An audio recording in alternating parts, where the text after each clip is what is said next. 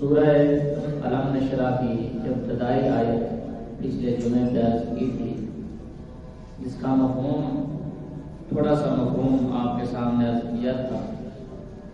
سینہ مصطفیٰ صلی اللہ علیہ وآلہ وسلم کے متعلق کیا محبوب، کیا ہم نے آپ کا سینہ کھول نہیں دیا؟ سبحان اللہ۔ سرکار کے سینہ مبارک کی بات آپ حضرات کے سامنے عرض کی تھی۔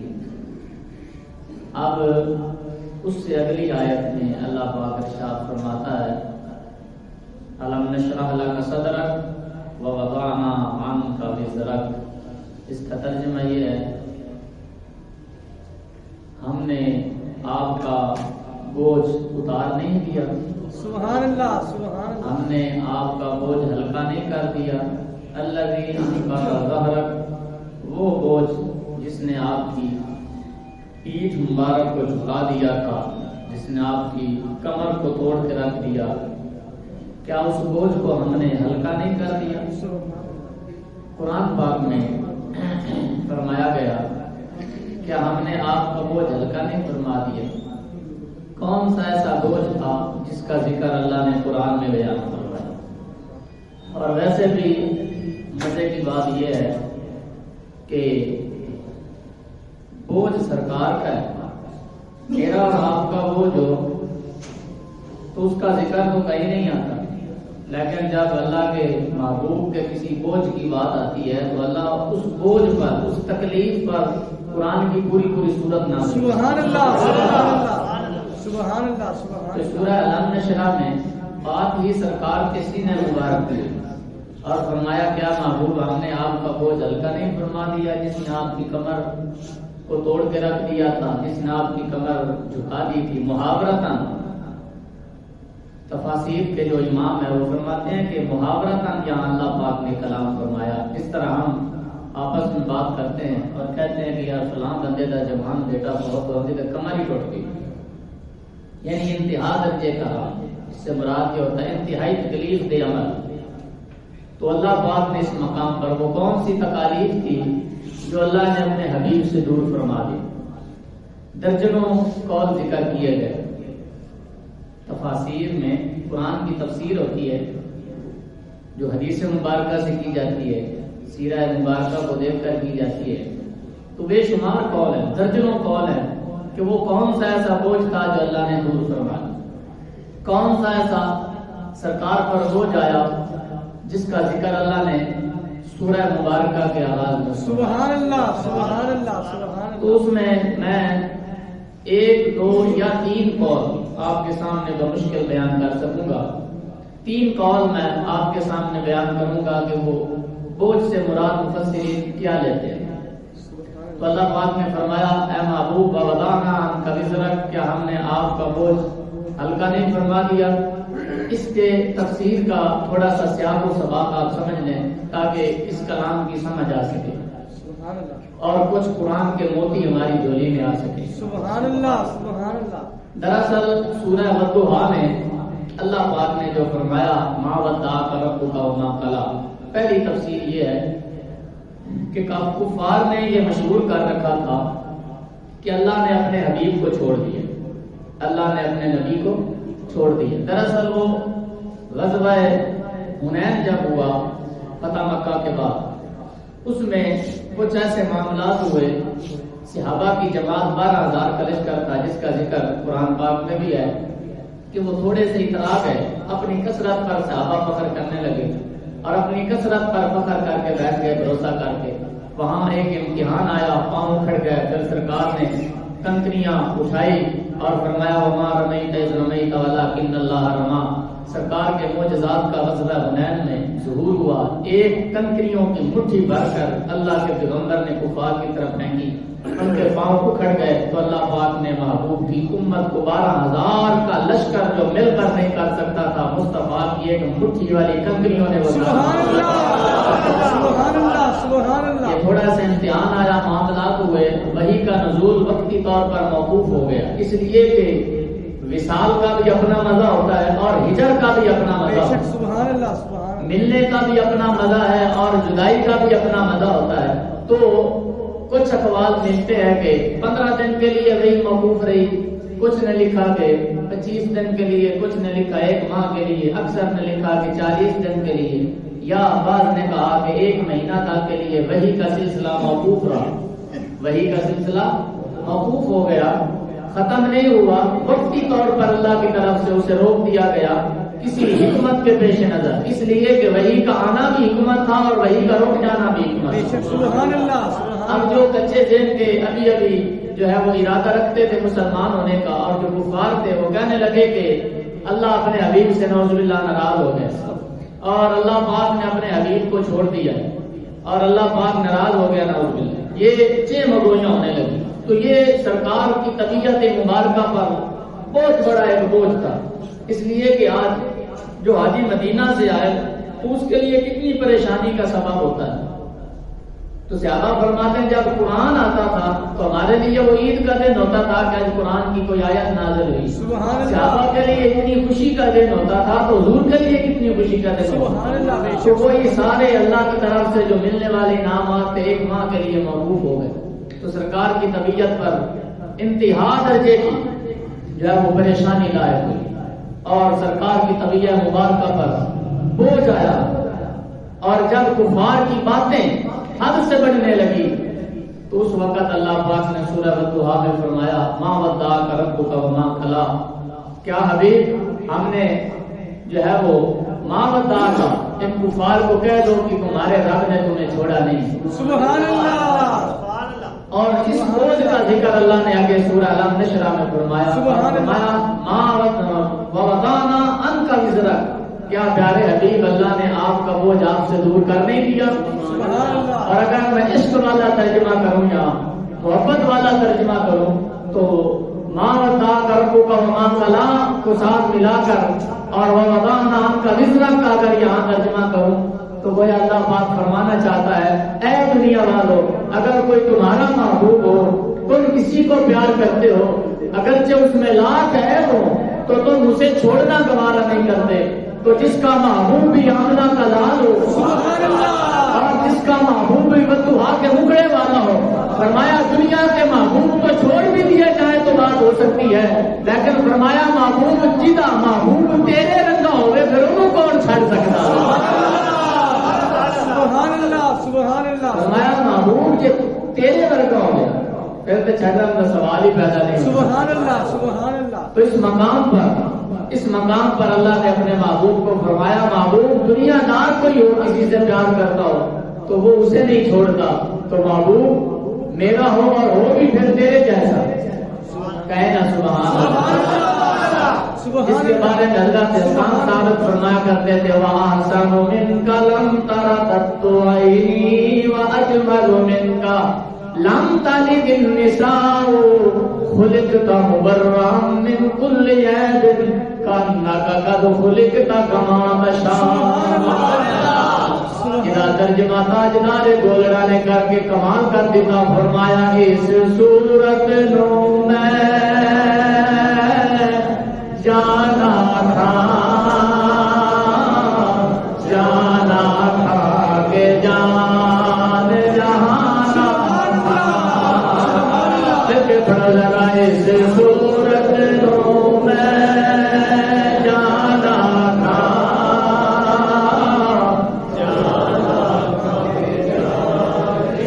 جہانا تھا سجیا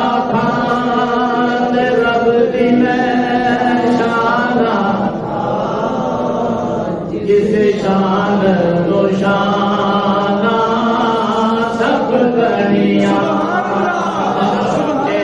صورت شانہ پیش نظر۔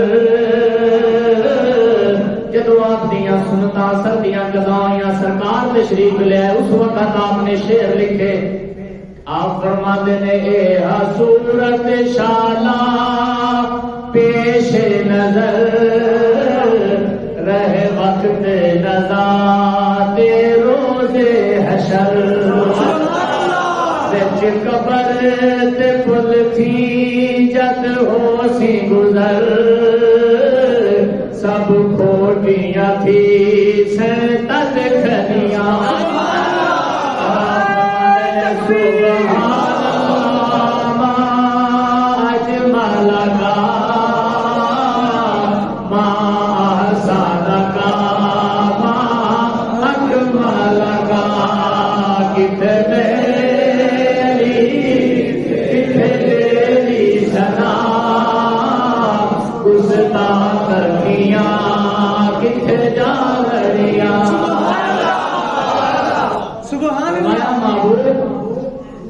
محبوب ہوئے تھوڑے دیا صبر کیوں کوئی چھڑ سکتا فرمایا محبوب کیا اللہ نے آپ کا وہ بوجھ ہلکا نہیں کر دیا یعنی اللہ نے آپ پر وحی کو نازل فرما کر کیا اللہ نے آپ کا بوجھ ہلکا نہیں فرما دیا حضرات گرامی حسن سرکار کا تو حسن ہے ہی انہاں دے درود پڑھن والوں اللہ حسین و جمیل بنا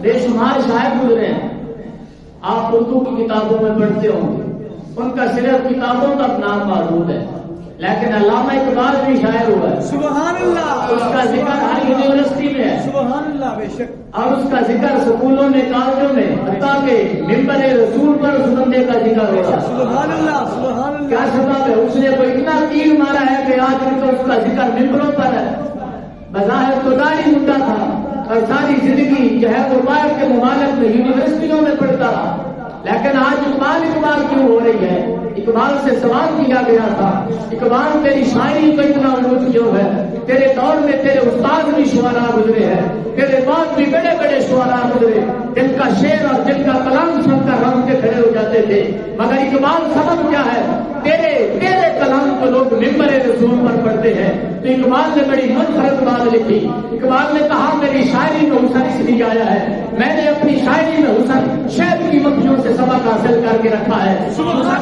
اس لیے کہا اس لیے کہ میں نے ایک دفعہ کتاب میں پڑھا تھا شہد کی مکھیاں جب کوڑے زہر اکٹھے کر کے اپنے جسم میں لاتی ہے وہ کہتی ہے کہ پھولوں کا رس کڑوا بھی ہوتا ہے اور میٹھا بھی اور ترش بھی ہوتا ہے جب ہم نے شہد کو میٹھا کرنا ہو ہم کچی ہو کر بیٹھ جاتی ہیں اور سونے محمد پر درود پڑتی ہے اقبال نے کہا میں شعر لکھتا تھا میرے شعروں میں وزن نہیں آتا تھا حسن پیدا نہیں ہوتا تھا میں نے بیٹھ کر سوچا اگر مکھیاں خیر پا سکتیاں نے تو تے سونے نہ ہوتی ہے آپ فرماتے نے میں بیٹھ گیا میں نے 1.25 کروڑ مرتبہ سونے کی ذات پر درود و سلام کا نذرانہ پیش کیا آج بھی طریق گواہ ہے صرف ہن نہیں قیامت تک اقبال کا نام رہے گا اس واسطے نہیں کہ شعر لکھ کے اس واسطے کہ سونے سے 1.25 کروڑ مرتبہ درود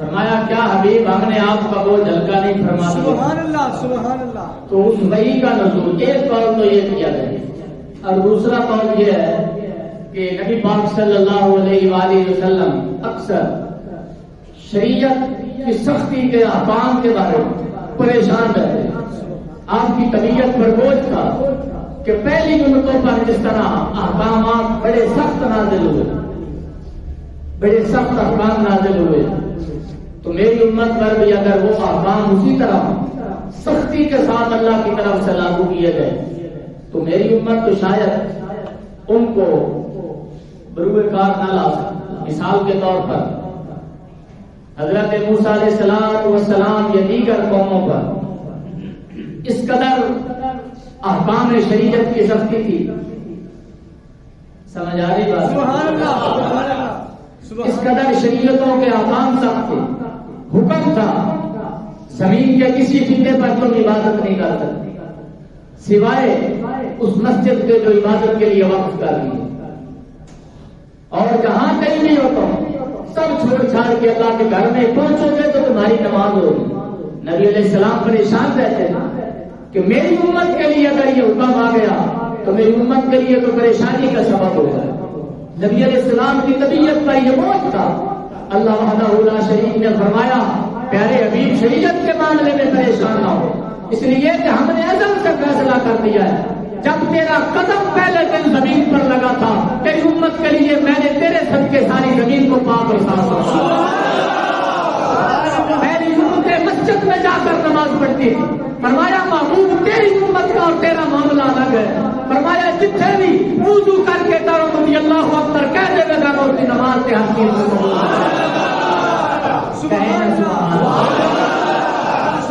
اور پہلی امتوں پر اس قدر شریعت کو سخت کیا گیا, حکم دیا گیا کہ اگر تم قربانی کرو تو اس کا تمام گوشت ایک پہاڑ پر رکھ دیا جائے, آگ آتی اور اس گوشت کو کھا جاتی. عید کے دن کتنے لوگوں کے گھر میں سفید ماتم دیکھتے ہیں, اس لیے کہ جن کی نیت میں تھوڑا سا بھی کھوٹ ہوتا اللہ کی طرف سے آگ اس بندے کے گوشت کو نہیں کھاتی. عید کے دن کچھ لوگوں کے گوشت کو عید کھا جاتی, آگ آ کر کھا جاتی, اور کچھ لوگوں کے گوشت کو جو ہے وہ آگ آ کر نہ کھاتی. عید کے دن لوگ رو رہے ہوتے کہ اللہ نے ہماری قربانیوں کو قبول نہیں کیا. تو نبی علیہ السلام کی طبیعت پر بوجھ تھا. مالک انسان کی نیت میں بسا ہوتا فرق آ سکتا ہے, وہ تو اور امتوں کا معاملہ تھا. یا اللہ میری امت پر کرم فرما, یہ بوجھ تھا. اللہ پاک نے فرمایا وَوَضَعْنَا عَنْكَ وِزْرَكَ, پیارے تیرے اس بوجھ کو بھی ہم نے ہلکا کر دیا ہے. چاہے جانور بھی خود خریدے اور گھر میں آ کر خود ذبح کرے, گنجے فریج رکھ کے ایک مہینہ بھی خود گوشت کھاتے رہے, انہوں نے قربانیاں میں تیرے صدقے قبول کر لگا تو صدقہ ہے تیرے اور میرے پیارے. چھ مہینے تو میں رکھ کے بکرے کا گوشت کھانے رہے, انہوں نے قربانیاں نہیں قبول لے تو انہوں نے عیدہ بھی میں قبول فرما. اس لیے کہ حضرت موسیٰ کی قوم کا معاملہ الگ تھا, محبوب تیری امت کا معاملہ الگ. اور پہلے چوتھائی حصہ فرض ہوتا تھا زکات. اگر 1 لاکھ کسی بندے کے پاس ہے تو حکم تھا کہ 25,000 روپے اللہ کی راہ میں دے. لیکن جب یہ معاملہ سرکار کی بارگاہ میں آیا تو سرکار کی طبیعت پر یہ شریعت کے معاملے کا بوجھ آیا. اللہ وحدہ لا شریک نے فرمایا پیارے 25% نہیں 2.5% بھی کر لیں گے تو مولا علی ساری روزی کو قبول ہو. سبحان اللہ, کہے نا سبحان اللہ, گاج کے کہے سبحان اللہ. شریعت کے احکام کے متعلق سرکار کی طبیعت پر بوجھ تھا.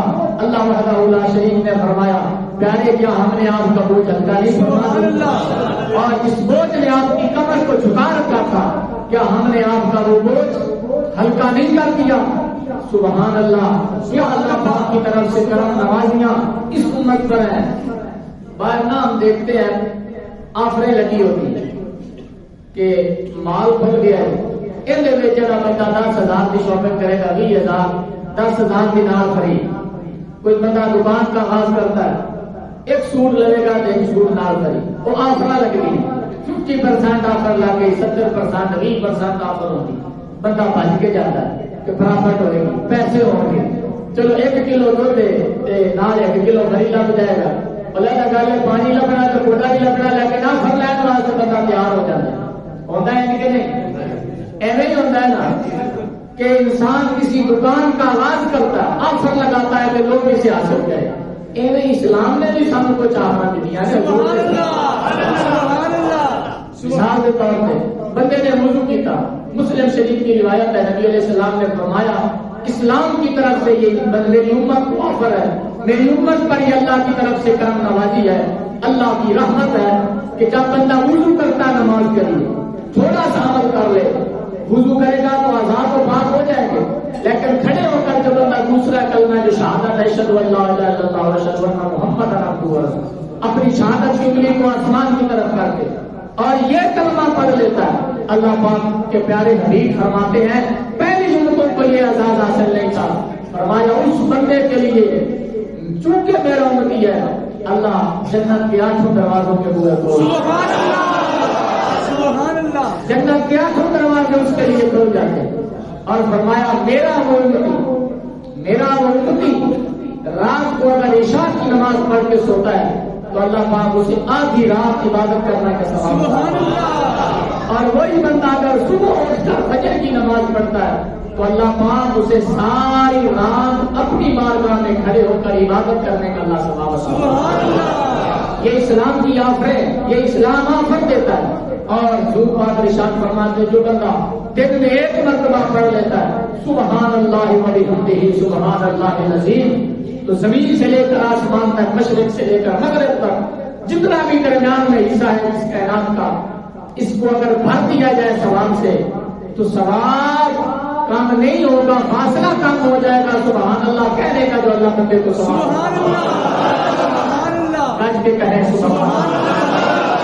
تو یہ اسلام کی طرف سے امت محمدیہ کو اعزازات حاصل ہے، یہ کسی اور امتی کو حاصل نہیں، کسی اور نبی کی امت کو، یہ میرے اور پیارے حبیب صلی اللہ علیہ وآلہ وسلم کے صدقے اللہ نے ہمیں عطا فرمایا۔ یہ ہے وہ اسلام کی عظمت ہے۔ سرکار فرماتا ہے جس نے 3 دفعہ سورہ اخلاص پڑھ لی، قل واللہ پڑھ لی، اللہ اسے پورا قرآن پڑھنے کا ثواب عطا فرماتا ہے۔ ایسے سبحان اللہ، سبحان اللہ۔ اور فرمایا جو بندہ ایک مرتبہ سورہ یاسین جو قرآن کا دل ہے یہ پڑھ لیتا ہے تو اللہ بندے کو 10 قرآن پڑھنے کا ثواب عطا فرماتا ہے۔ کوشش کرنی چاہیے کہ جو اسلام ہمیں آفریں دیتا ہے، جو اسلام حضور کے صدقے پر کرم فرما رہا ہے، اس آفر کو بھی حاصل کرنے کی نماز انشاءاللہ نیت کر لیں کہ انشاءاللہ کوئی نماز نہیں چھوٹے، کہیں سبحان اللہ۔ تو فرمایا پیارے حبیب رمضان عام کا تجربہ، کیا ہم نے آپ کا بوجھ ہلکا نہیں کر دیا؟ یا اللہ کون سا بوجھ؟ اور سب سے جو جامع تفسیر کی گئی تفسیر عزیزی میں وہ یہ کی گئی، تیسری جو تفسیر، تیسرا قول آپ کے سامنے عرض کر رہا ہوں، جس بوجھ نے سرکار کی کمر کو جھکا دیا تھا، جس کا ذکر قرآن میں کیا گیا، وہ یہ تھی کہ سرکار اپنی امت کی مغفرت حشر والے دن کے معاملے میں سرکار پریشان رہتے سبحان اللہ۔ امت کے لیے غمخوار تھا، پریشانی کے عالم میں رہتے تھے، آپ کی طبیعت پر بوجھ تھا۔ اور ایک دن اللہ کی بارگاہ میں عرض کیا، فرماتے معراج کی رات اللہ پاک نے مجھ سے کہا پیارے حبیب تیری امت کے ساتھ کیا معاملہ کیا جائے؟ تو میں عرض کی کہ یا اللہ میری امت کو بخش دے۔ فرمایا پیارے تیری دعا کے صدقے ہم تیری آدھی امت کو بغیر حساب کتاب کے جنت میں داخل۔ حضرت ابوبکر صدیق عرض کرنے لگے پھر تساں کی کہا اللہ کو؟ سرکار فرماتے ہیں میں نے عرض کی یا اللہ ادھی میں بخشی جائے گی تو پھر ادھی بنے گا۔ سبحان اللہ۔ یا اللہ آدھی امت کا کیا بنے گا؟ یا اللہ تو میری آدھی امت کو نہ بدل بلکہ تو مجھے حق شفاعت عطا فرما، تو مجھے شفاعت کا حق عطا فرما۔ صحابہ نے عرض کیا یا رسول اللہ، سب کہیں صلی اللہ علیہ وسلم، حق شفاعت آپ کو حاصل ہے تو آپ کی امت کا معاملہ قیامت والے دن کیا ہوگا؟ تو اللہ پاک نے فرمایا پیارے یہ بوجھ بھی ہم نے آپ سے دور فرما دیا ہے۔ کس طرح اللہ نے دور فرمایا؟ اللہ پاک قیامت والے دن، مسلم کی روایت ہے، اللہ پاک پیارے حبیب کو فرمائے گا پیارے حبیب جاؤ میں تمہیں حق شفاعت دیتا ہوں اور جس کو چاہو اپنے ساتھ جنت میں لے جاؤ۔ صحابہ نے عرض کی یا رسول اللہ پھر تم کتوں لے کے جاؤ گے؟ فرمایا میں کسی کو بھی نہیں لے کے جانا، میں تو اپنا سر سجدے میں رکھ دیا گا۔ آقا پھر چکو گے تدو عرض کرتے ہیں میں اللہ نو عرض کراں گا تسا قرآن اس کے حوالے سن بھائیو کی کرم کا فتح تھا، اللہ آپ کو راضی کر دے گا۔ یا رسول اللہ آپ کب راضی ہوں گے؟ سرکار نے فرمایا میں تو ادو تک راضی نہیں ہونا جدو تک میرا ایک امتی بھی دوزخ وچ ہویا، جدو تک میرا آخری امتی جنت وچ داخل نہ ہویا، میں رب تے راضی نہیں ہونا۔ ساری امت کو داخل کروا کے بعد میں محمد جنت میں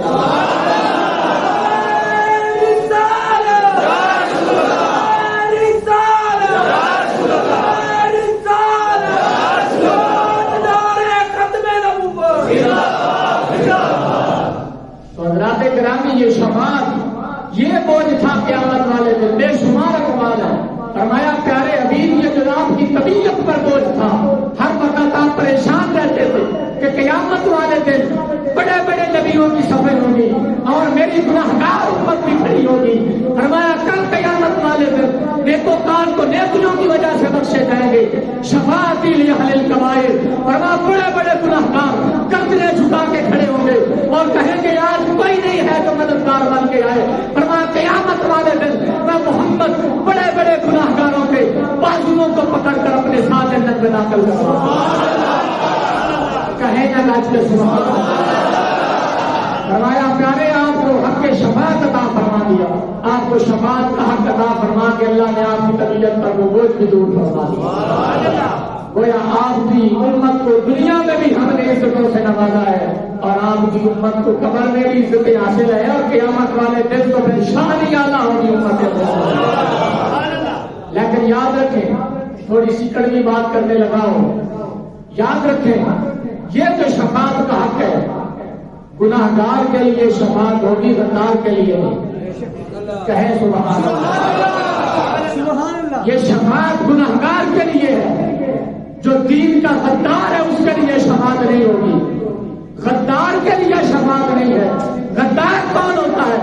غدار وہ ہوتا ہے اپنی عزت کی بات آئے کہے میں ملک بند کر کے رکھ دیا گا اور مصطفیٰ کی یا رب کی عزت کا معاملہ ہے اور چھڈو پڑے فرمائے غدار آدھی عزت واسطے تو ملک بند کر دے، نبی کی عزت کا معاملہ ہوئے کہتے چھڈو پڑے، فرمائے غدار ہے تے عاشق کوئی ہوتا ہے جڑا کہ تاجدار ہے،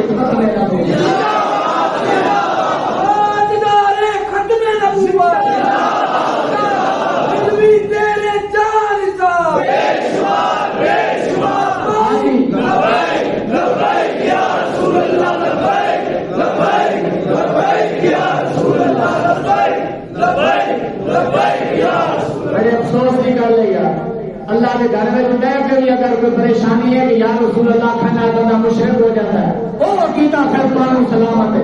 اس واسطے کہ 15ویں صدی کا عقیدہ ہو سکتا ہے، ابو بکر صدیق کا عقیدہ ہو سکتا ہے، عمر بن خطاب کا عقیدہ،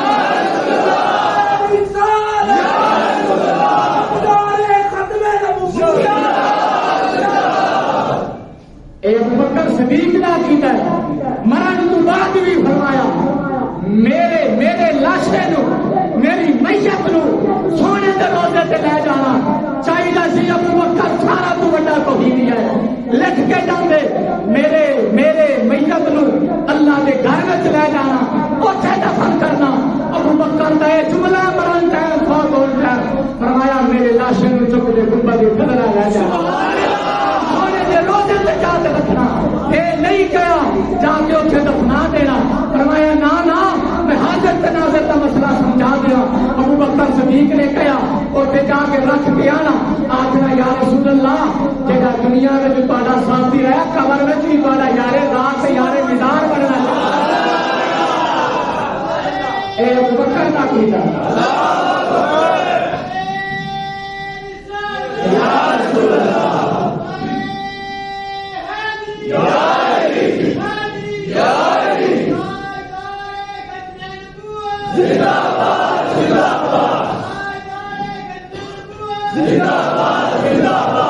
اسلام کو اس طرح پیش کرنے کی کوشش کی جا رہی اور سوشل میڈیا پہ ایک مہم چلائی جا رہی، اللہ کے ولیاں کو لوگوں کو دور کر دی، اللہ کے نیتا کو اور سرکار کے روزے کو ہٹا کے کوشش کی جا رہی اور اس حد تک معاملہ پہنچ گیا کہ حکومت خضرا کے لیے فتوے لائے جا رہے ہیں، جہاں ایسے آ کے روک لے وہ بھی مشرک، جہاں ادھر منہ کر کے کھلو جانے وہ بھی مشرک ہو گیا، کنڈ کر کے کھلو ہوئے فتوے لائے جانے روکے حضور چلو چلو کنڈ کر کے کعبے والے منہ کر لو۔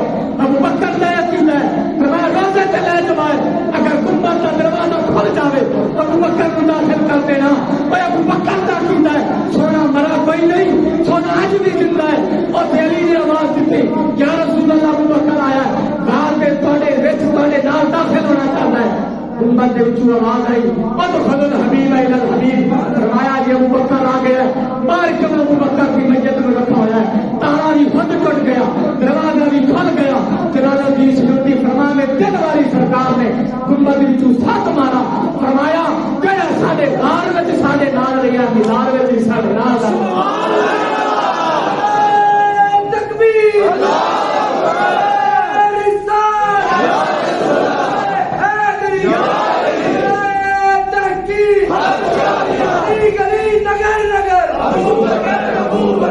گلی نگر